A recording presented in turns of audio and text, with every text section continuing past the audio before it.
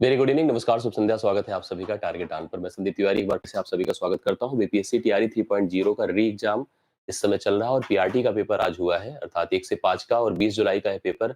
जिन सदस्यों ने दिया था उनके सबसे पहले सफल होने की मैं शुभकामनाएं आपको देता हूं। और क्योंकि आपने पेपर अब कर लिया है तो निश्चित तौर पर हमारी रिस्पॉन्सिबिलिटी है कि हम आपको सोल्यूशन दे दें, सोल्यूशन विथ एक्सप्लेनेशन दे दें, आपको पूरा डिटेल से एकदम स्पष्ट कर दें कि कौन सा प्रश्न क्या था, उसका आंसर क्या होना चाहिए। और यह फायदा भी देता है आगे जिसका पेपर है, हालांकि उनको केवल कॉमन पेपर में फायदा देगा। बाकी पीआरटी का कंप्लीट जो 15-16 क्वेश्चन आया हुआ था, मैं सब कुछ स्पष्ट कर देता हूँ, सारे प्रश्नों को एक एक करके कंफर्म कर देता हूँ। आप भी अपने प्रश्नों का सॉल्यूशन मिलान कर लें। अगर कहीं भी डाउट मन में भ्रम हो तो आप मुझे स्पष्ट कमेंट कर दें। हम उसके आधार पर फिर से उसमें जो भी रिवाइज होना होगा हम उसको कर देंगे। और मतलब मैं अपने हिसाब से 99.99% की एक्यूरेसी के साथ यह सॉल्यूशन सेट आपको प्रोवाइड कर रहा हूँ। आइए पहले प्रश्न से देखना शुरू करिए। पहला प्रश्न आपके सामने क्या है?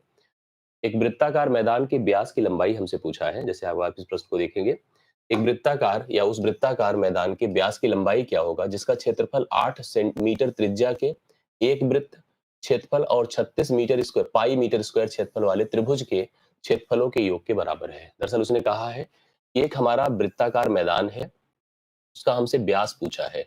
तो व्यास आप सबको पता है कि डबल ऑफ रेडियस होता है, ये पूरा व्यास होता है। यह किसके बराबर है? एक वृत्त है और वृत्त के बारे में हमें इतनी जानकारी है कि उसकी त्रिज्या 8 मीटर है, उसकी रेडियस कितनी है? 8 है, प्लस एक त्रिभुज है। अब त्रिभुज पता नहीं कैसे है।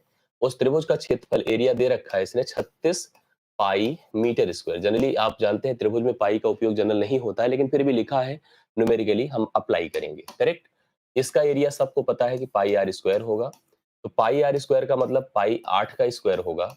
तो और साथ साथ इसको भी अगर हम इसमें ऐड करते जाएं, मतलब 36 पाई ऐड करते जाएं, यह 64 पाई होगा और यह 36 पाई होगा।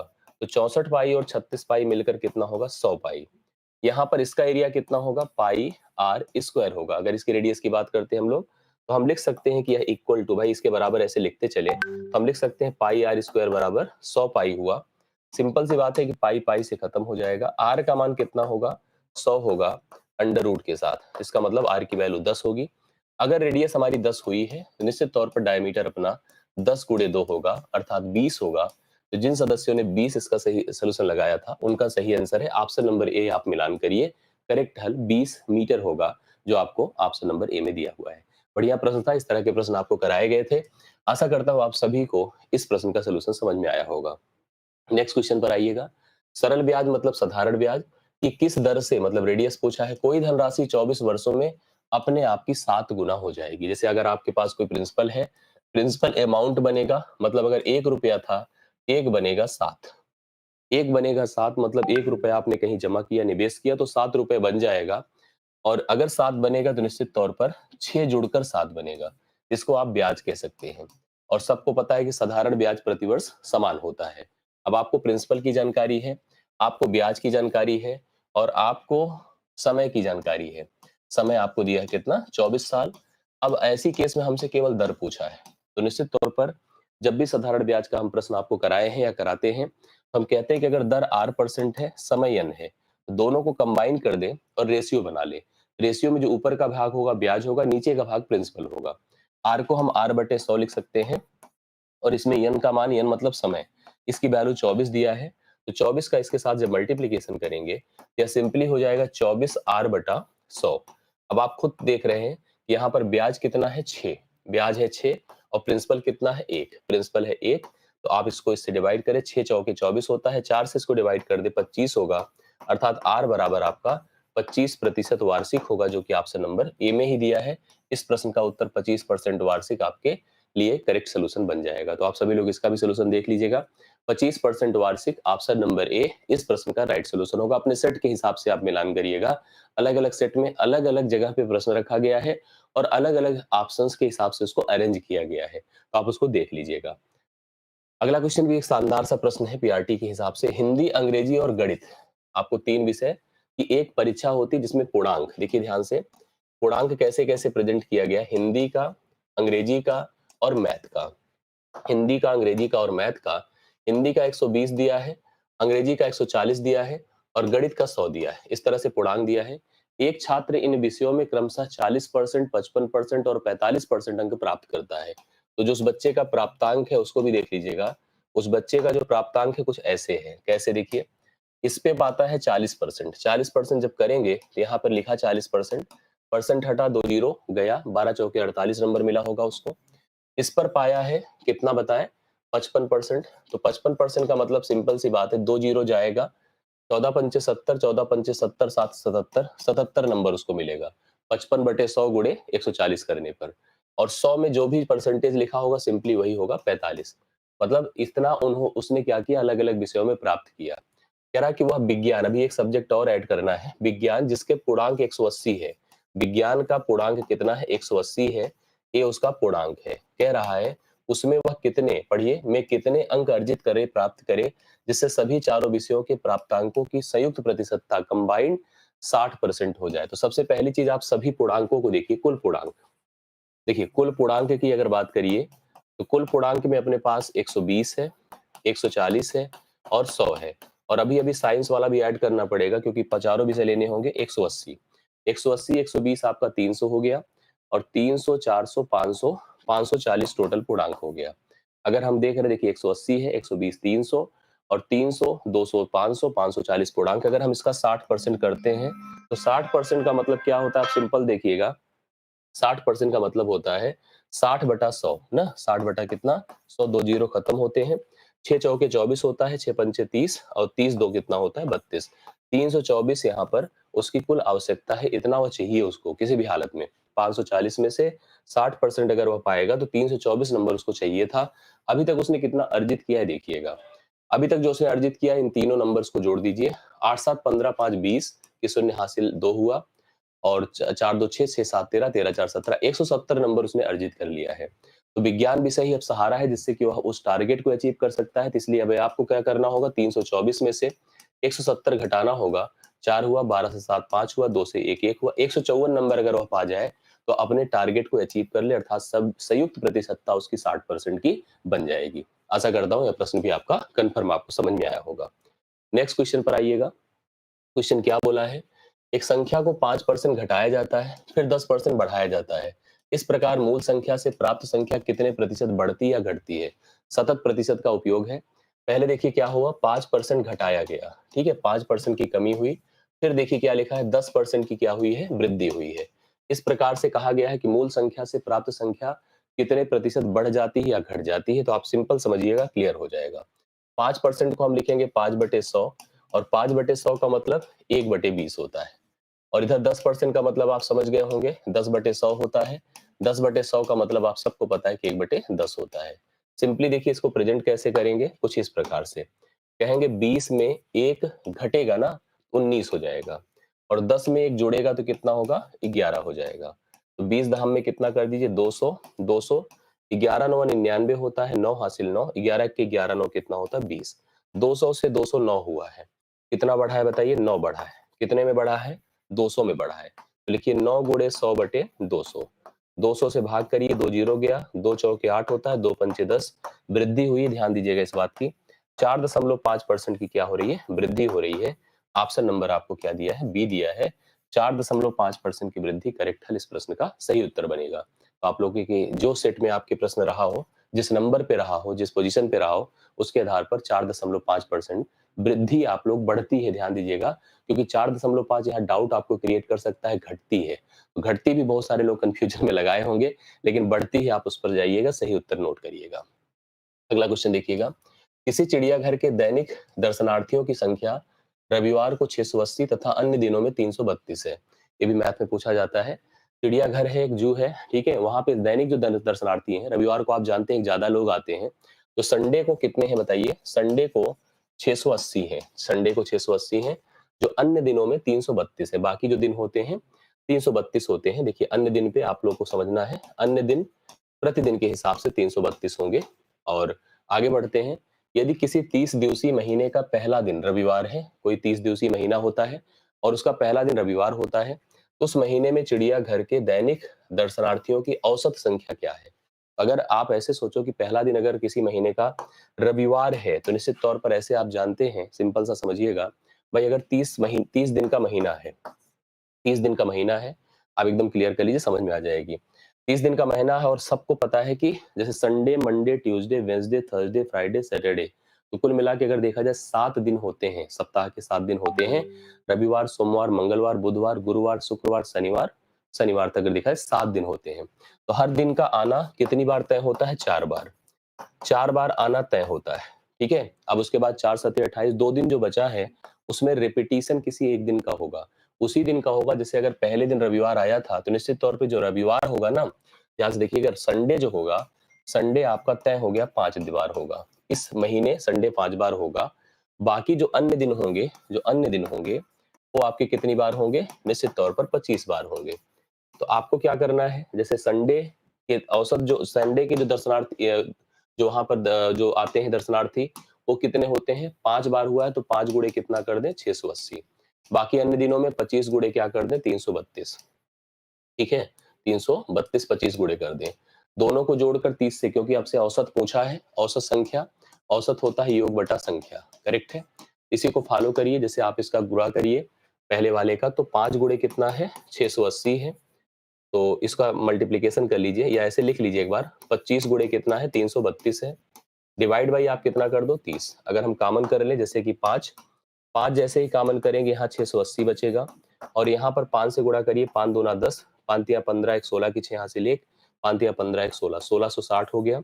डिवाइड बाई आपके पास कितना हो जाएगा? क्योंकि देखिए हमने कर लिया, 30 कर देते हैं, तो 5 छंगे कितना होता है? 30 होता है। अब इसको जोड़ लीजिए, शून्य होता है। 8 से 14 की 4 हासिल 1 हुआ, ठीक है, 8 से 14 की 4 हासिल 1 हुआ, 6 6 12 की 13 की 3 हासिल 1 हुआ, 1 1 2 होता है, बटे आप 6 कर दें, मतलब 2340। इधर कर देते हैं, 2340 है, हाँ, 2340 है, बटे 6 कर दिया, 6 त्रिक 18, 18 5 23, 6 9 54 होता है, 0।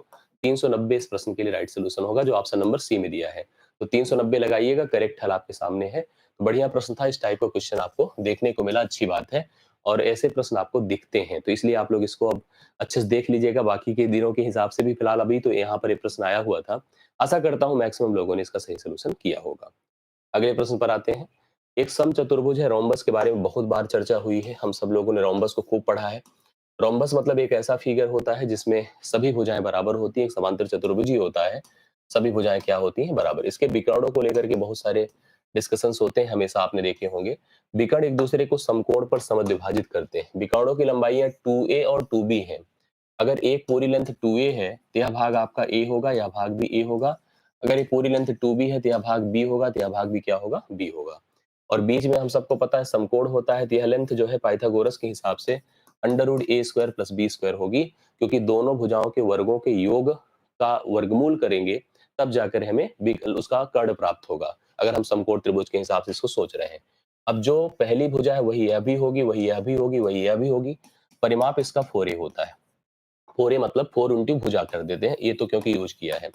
हम 4 गुणे क्या कर दे? अंडर रूट ए स्क्वायर प्लस बी स्क्वायर। यही इसका राइट सोल्यूशन होगा, जो आप लोग देख रहे हैं, 4a square plus B square root के अंदर बी ऑप्शन करेक्ट सम माना जाएगा। आई होप आप सबको समझ में आया होगा। इस तरह का प्रश्न आपको पूछा था, आपसे पूछा था, आपने संभवतः किया होगा। अब इसका क्वेश्चन देखिए क्या है। 18 बटे कितना दिया है? 18 बटे 5 प्लस रूट 7 दिया है, ठीक। फिर आगे बढ़ते हैं, 4 बटे रूट 7 प्लस रूट 3 दिया है, रूट 7 प्लस रूट 3 दिया है, प्लस 1 बटे रूट 3 प्लस रूट 2 दिया है, प्लस 1 बटे रूट 2 प्लस 1 दिया है। अब इसका मान हम लोगों से पूछा गया है, आइए पढ़ते हैं, हम लोग समझते हैं। सबसे पहले इसको एक बात समझ लीजिए कि इस तरह के क्वेश्चंस का मतलब रेशनलाइजेशन आना चाहिए, परिमेयीकरण। जैसे आपको दिया है 5 प्लस रूट 7, इसका मतलब हम जैसे देख रहे हैं ना, हर में दिया है, मतलब 18 बटे दिया है। तो परिमेयीकरण का मतलब होता है, नीचे अगर कभी अपरिमेय है, फिलहाल दिख रहा है रूट 7 तो अपरिमेय ही है, तो कॉन्जुगेट करते हैं, तो साइन को माइनस किया और यहाँ पर लिखे 5 माइनस रूट 7, ऊपर भी कर दिया और नीचे भी 5 माइनस रूट 7 कर दिया। उससे देखिए ऊपर वाला तो एज इट इज रहेगा, 18 ही रहेगा, और नीचे कितना? 18 रहेगा, लेकिन 5 माइनस रूट 7 ऊपर जाएगा, तो 5 माइनस रूट 7 कर दिया। नीचे आपको पता है कि वही चीज जो यहाँ पर देखिए जब मल्टीप्लाई इससे होगी, तो इसका वर्ग मतलब 25 हो जाएगा, और इसका 7 7 हो जाएगा, तो 18 आ जाएगा। तो निश्चित तौर पर देखिए जो ऊपर है वही कट जाएगा, 18 18 से कट जाएगा। ऐसे ही सेम टू सेम जब इसका करेंगे तो 4 होगा, और यहाँ पर भी रूट 7 माइनस रूट 3 होगा, ठीक है। और नीचे भी देखिए रूट 7 का स्क्वायर करेंगे 7 7, और रूट 3 का स्क्वायर करेंगे तो 3 होगा, तो 7 में से 3 निकलेगा, 4 आएगा। ये भी 4 देखिए खत्म हो गया। इधर तो कोई टेंशन ही नहीं है, यहाँ पर √3 माइनस √2 होगा और नीचे जब करेंगे तो आपको पता है √3 माइनस √2 का वर्ग जब करेंगे a square minus b square के फॉर्म में लाएंगे, 3 में से 2 निकलेगा, 1 आएगा, तो उसकी कोई जरूरत नहीं है। ऐसे यहाँ पर भी √2 माइनस 1 होगा, नीचे की कोई रिक्वायरमेंट नहीं, क्योंकि √2 का स्क्वायर 2 होता है, 1 का स्क्वायर 1 होता है, 2 में से 1 घटेगा तो 1 आएगा। अब अपने पास वैल्यूज क्या क्या है, 5 माइनस √7 है, प्लस √7 माइनस √3 है, प्लस √3 माइनस √2 है, और प्लस √2 माइनस 1 है। अब आप देखिए जो खत्म हो जाए, जैसे जो खत्म हो गया उसको खत्म करें, 5 से 1 घटाएं, 4 आएगा आंसर। करेक्ट है, 4 इस प्रश्न का आंसर होगा। राइट सोल्यूशन सी ऑप्शन आप लोग नोट कर लें। तो सी ऑप्शन अगर आपने किया होगा इस प्रश्न के लिए तो करेक्ट सम आपके सामने है। अगले क्वेश्चन पर आइए। देखिए बहुत बार कराया गया है जब भी सरलीकरण कराते थे।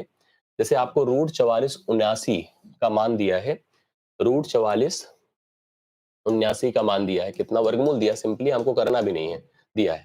बाकी जैसे आपने देखा कि आपसे पूछा क्या है, अंडर रूट वही वैल्यू है देखिए, लेकिन यहाँ पर दशमलव लगाया है कुछ ऐसे, देखिए दशमलव 2 स्थानों पर लगाया है। फिर से रूट जीरो, सॉरी जीरो नहीं है, डबल फोर मतलब वही वैल्यू है, 89 है, और 4 स्थान पे दशमलव है। फिर देखिए क्या है आपके पास, 2 2 4 2 6 स्थान पर 0.00 कर दिया है, 4489 है। फिर से एक बार और एक टर्म ऐड है, देखिए ये वाला, इसको यही मान लेते हैं, रखा हुआ है।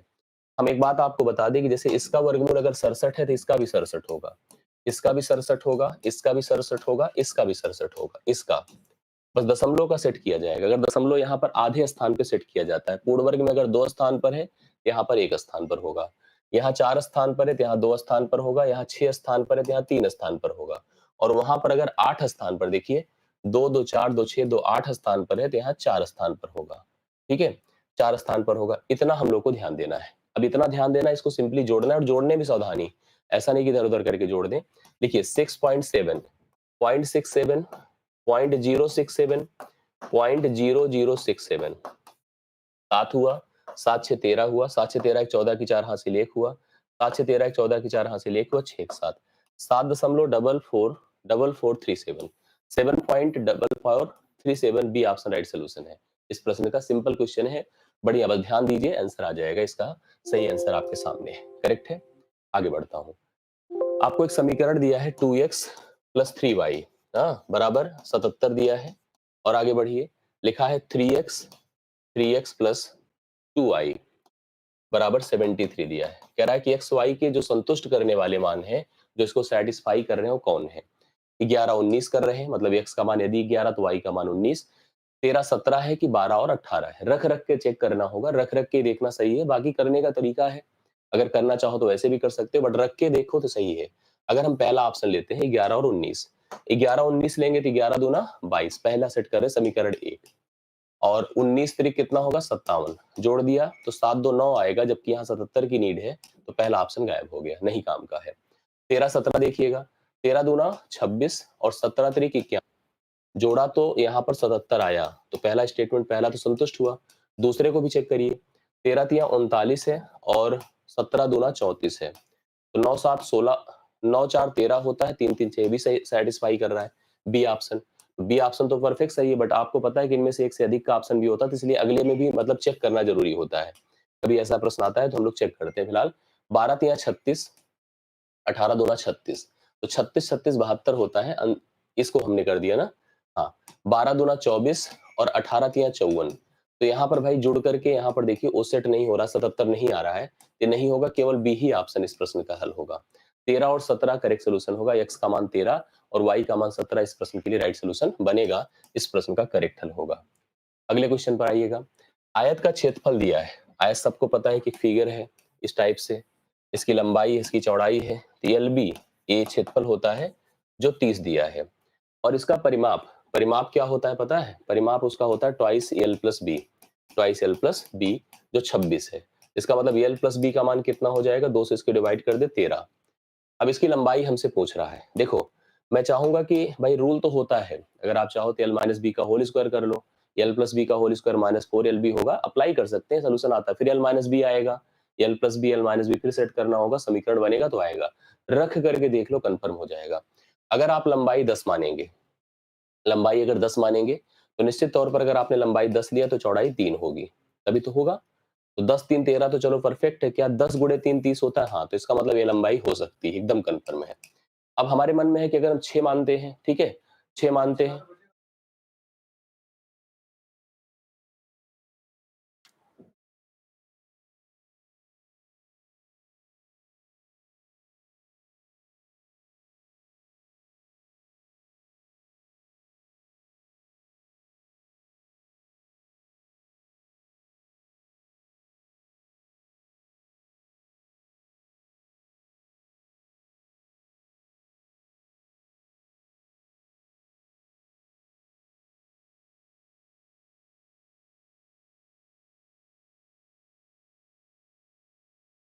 अब अगर हम लोग यहाँ पर चलते हैं किसमें, देखिए अगर हम 6 लेते हैं, तो अगर हम इसका मान जैसे 6 ले लिए, तो b का मान कितना हो जाएगा 7, 6 7 चलो चलो ठीक है 13 होता है, लेकिन 6 सते 42 होगा, तो नहीं मान्य होगा। अगर हम 8 लेते हैं, 8 अगर इसका मान हमने लिया और यह 5 लिया तो 8 5 13 होता है, बट 8 पंचे 40 होता है, तो सी ऑप्शन आपके लिए इस प्रश्न का सॉल्यूशन नहीं हो सकता है। तो कुल मिला के पहला ही ऑप्शन इस प्रश्न का राइट सॉल्यूशन होगा। तो पहला ऑप्शन मतलब इसकी लंबाई कितनी हो सकती है? 10 हो सकती है। कुछ लोग इसमें देखिए इनमें से कोई नहीं अधिक पर जाएँगे, लेकिन वो पता है कि दोनों को संतुष्ट करना, जोड़ मतलब परिमाप तो चलो सेट हो जाएगा, लेकिन एरिया भी उसी साथ अलाइन होना ज़रूरी है। यहाँ पर पहला ऑप्शन अगर आपने लगाया तो एकदम करेक्ट सॉल्यूशन है। अगले क्वेश्चन पर आइए। देखिए इस क्वेश्चन को देखिए बहुत सिंपल है। आप देखिए यहाँ पर 2 बाहर है ब्रैकेट के अंदर। चलिए यहाँ पर लिखा 467 प्लस 359, 359 का होल स्क्वायर है, -2 इंटू 467 है इंटू 359 है, करेक्ट है? अब हम नीचे चलते हैं, यहाँ पर कितना है 467 है का होल स्क्वायर प्लस 359 का होल स्क्वायर है। अब आप इसका सोल्यूशन देखिए कैसे करेंगे। अगर हम इसको ओपन कर देते हैं, जैसे हम सबको पता है कि ए प्लस बी का होल स्क्वायर है, ए प्लस बी का whole square minus two A B है, तो सिंपल सी बात है कितना हो जाएगा पता है? ए हो जाएगा आपका, अगर हम इसको प्रॉपर हल करते हैं तो ए स्क्वायर प्लस बी स्क्वायर, और सबको पता है प्लस टू ए बी होगा, टू ए बी, और यहाँ भी माइनस टू ए बी है, यह इससे खत्म ही हो जाएगा। ये कितना बचेगा? केवल ए स्क्वायर प्लस बी स्क्वायर। और नीचे भी देखिए तो ए स्क्वायर प्लस बी स्क्वायर है, तो निश्चित तौर पर यह इससे खत्म हो जाएगा। मतलब अगर आप सोचो तो नीचे अपने पास अगर ए स्क्वायर प्लस बी स्क्वायर लिखा हुआ है और इधर ये खत्म हो चुका है, तो इससे कैंसिल ही हो जाएगा, ले देकर केवल दो बचेगा। इस प्रश्न के लिए राइट सोल्यूशन दो अगर आपने लगाया तो एकदम परफेक्ट है, दो करेक्ट सम है। आप सभी लोग इस प्रश्न का उत्तर देख सकते हैं। अगले क्वेश्चन पर आइए। 134 नंबर। ए किसी काम को 15 दिन में पूरा कर सकता है, ए किसी काम को 15 दिन में कर सकता है, बी उसी काम को 8 दिन में कर सकता है, सी, देखो अब अगली वर्डिंग देखिएगा यहाँ पर क्या लिखा है, बी और सी मिलकर उस काम को 4 दिन में कर सकते हैं, बी और सी मिलकर के उस काम को 4 दिन में कर सकते हैं, ए और सी मिलकर के उस काम को x दिन में करते हैं, ए और सी की बात अगर किया जाए तो x दिन लगेगा, जबकि ए और बी की बात अगर करो तो y दिन लगेगा। इसने हमसे कहा कि x बटे y का मान बता दो। हम ट्राई करते हैं, देखिए कितना आता है। सबसे पहले ऐसी कंडीशन में टोटल वर्क सोचिए, जो 15 8 और 4 से कटे ऐसी संख्या 15 8 120 ले लीजिए, टोटल वर्क हो गया। क्षमता की बात करिए, 15 8 120 होता है इसकी क्षमता, मतलब अकेले ए की क्षमता 8 की है। बी से अगर भाग करें 8 15 में, बी की अकेले क्षमता 15 की है। बी और सी की क्षमता अगर देखा जाए 4 से भाग करें तो 30 की है, मतलब सोचा जाए तो ए अकेले एक दिन में 8 काम, बी अकेले एक दिन में 15 काम, बी और सी अकेले एक दिन में 30 काम करते हैं। अब आप सोचो, हम लोगों को ये देखना है कि ए और बी, जैसे अगर इसमें भी मैं आपको बताऊं, अगर हम बी और सी की बात कर रहे हैं, तो बी का योगदान आपको पता है कि एक दिन में 15 काम का है, और दोनों का योगदान एक दिन में 30 काम का है। तो सी का योगदान भी एक दिन में, अर्थात सी भी एक दिन में 15 काम करता होगा, सी की क्षमता है। अब अगर हम क्षमता किसकी सोचें, पहली रिक्वायरमेंट क्या है? ए और सी की।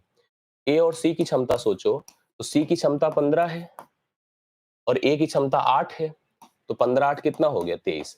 मतलब ए और सी की क्षमता कितनी हो गई? 23। अगर ये लोग 23 की क्षमता से 120 काम करने जाएंगे तो 120 बटा 23 दिन लगेगा, जो हो जाएगा x।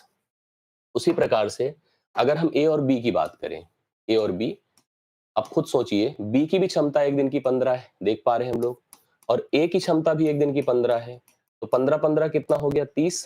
15 15 कितना हो गया? 30। अब सॉरी, हमने कहा ए की क्षमता कितनी? 8 है, तो 15 8 कितना हो गया? यहाँ पर अगर सोचो, हमने जैसे कहा कि हमको किसका किसका फाइंड करना है? ए और सी का। ए और सी का अगर हमने जब फाइंड किया था पहले, ए और सी की क्षमता कितनी आई थी? ए की क्षमता हमारी 8 थी और सी की क्षमता 15 थी, तो 15 8 23 थी, तो 23 के हिसाब से 120 बटा 23 दिन लगा, x का मान हो गया। जब ए का बी के साथ कर रहे हैं तो बी की क्षमता 15 है, ए की क्षमता 8 है, तो ऐसे भी 23 हो गया। इसका मतलब उसी 120 को काम को ये लोग अगर ए और बी भी करेंगे तो 120/23 दिन लगेगा। अब अगर हम रेशियो बनाए x अनुपात y का तो निश्चित तौर पर देखो x अनुपात y ये भी 120/23 है और अगला भी 120/23 है। इस हिसाब से सोचो तो 1:1 हो जाएगा। राइट सोल्यूशन कितना आएगा? 1:1। सी ऑप्शन हो जाएगा। तो सी ऑप्शन आप लगाइए, इस प्रश्न का करेक्ट हल हो गया।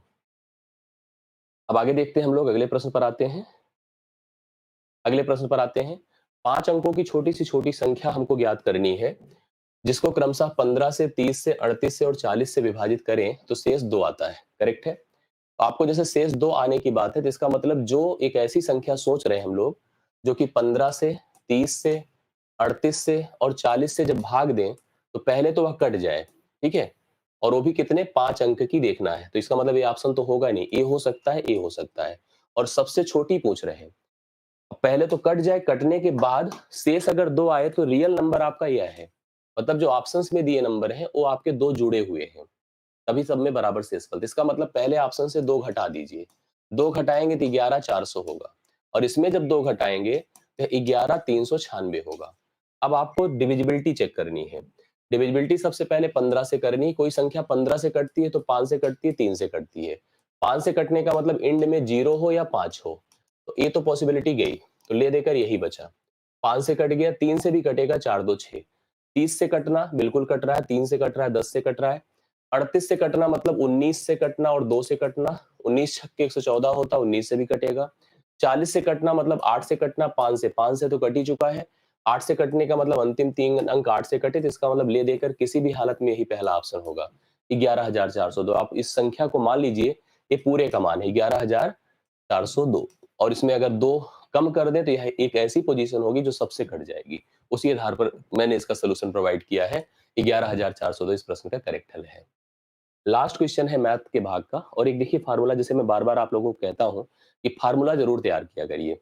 बहुत सारे फार्मूले हैं, बिना उसके होता ही नहीं कुछ।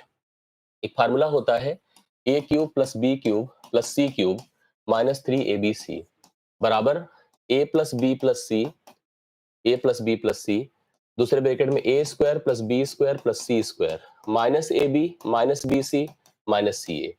अब अगर सोच लीजिए तो आप अगर इस वैल्यू को a plus B plus C से डिवाइड कर दें, देखिए लिखा है ना a cube plus B cube plus C cube minus 3abc, तो अगर हम a plus B plus C से भाग कर दें तो यह मान कितना होगा? यही तो होगा ना, A square plus B square plus C square minus A B minus B C minus C A. ये तो पहला ऑप्शन होगा नहीं।